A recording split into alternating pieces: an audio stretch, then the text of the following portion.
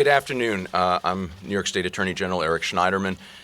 As most of you know, last October, amidst reports of misconduct and potential illegality in the daily fantasy sports industry, our office opened investigations into DraftKings and FanDuel, the two dominant companies in that industry.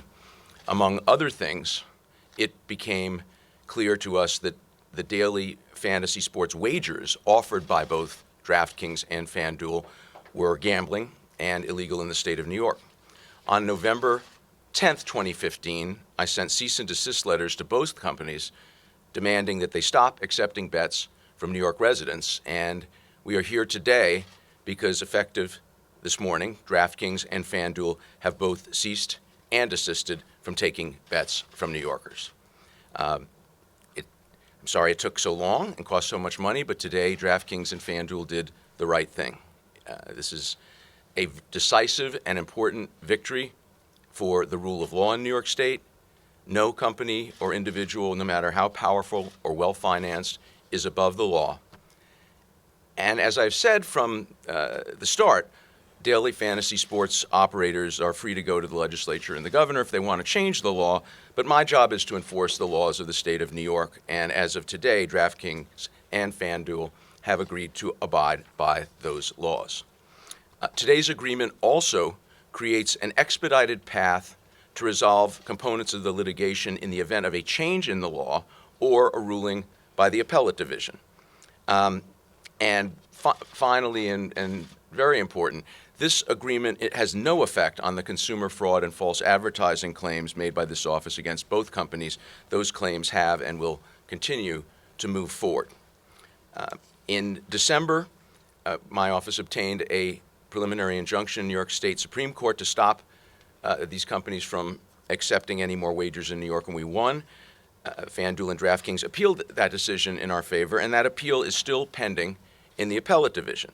So this does not end our legal action against DraftKings and FanDuel, but it is a tremendous step.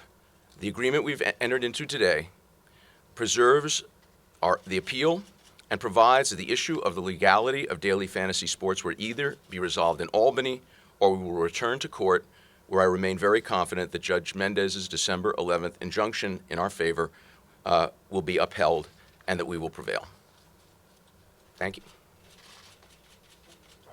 Some questions on this topic first. If you could identify where you're from. Alex with CBS News.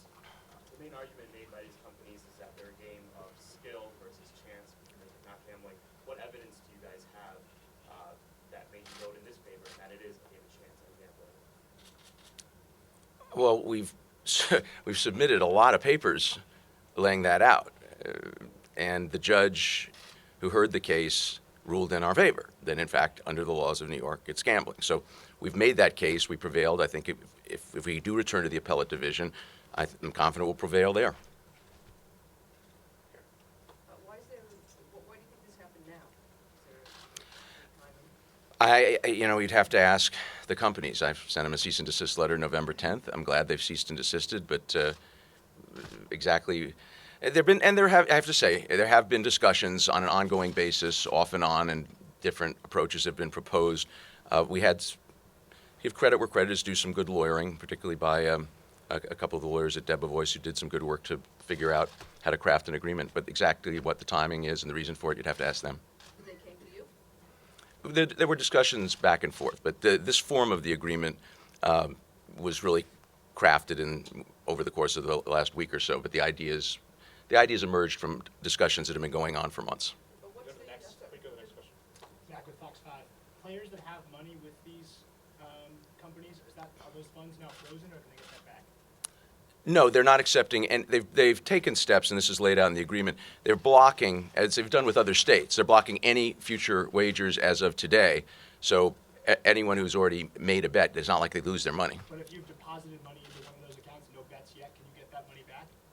Yeah, they have to return the money. Yes, I don't think they have a plan to loot the accounts. This is a day where we're happy with these guys today. Do you see a future regulatory scheme, pari-mutuel regulations such as currently govern horse racing for this industry?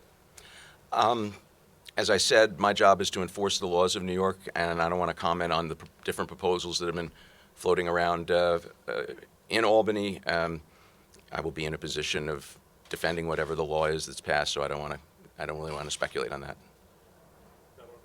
And Yahoo Sports also runs daily fantasy. Are you guys investigating them as well?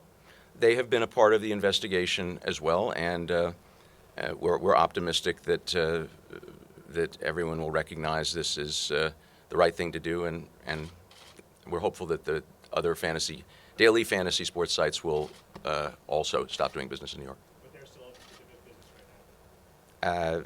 Yeah, I don't want to comment on anything further to do with that. Anyone who hasn't asked that? Is there a quick fix under the law that DraftKings could do that would make it legal? There are no quick fixes in Albany.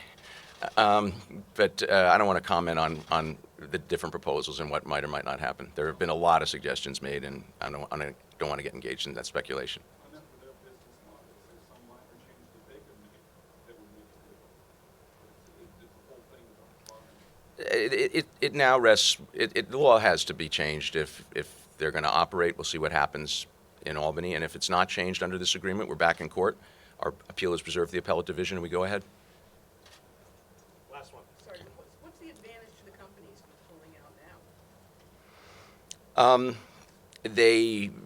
We were on a pretty fast track towards the appellate division. This buys some more time, and you'll have to ask them. Thank you. Okay. Thank you very much.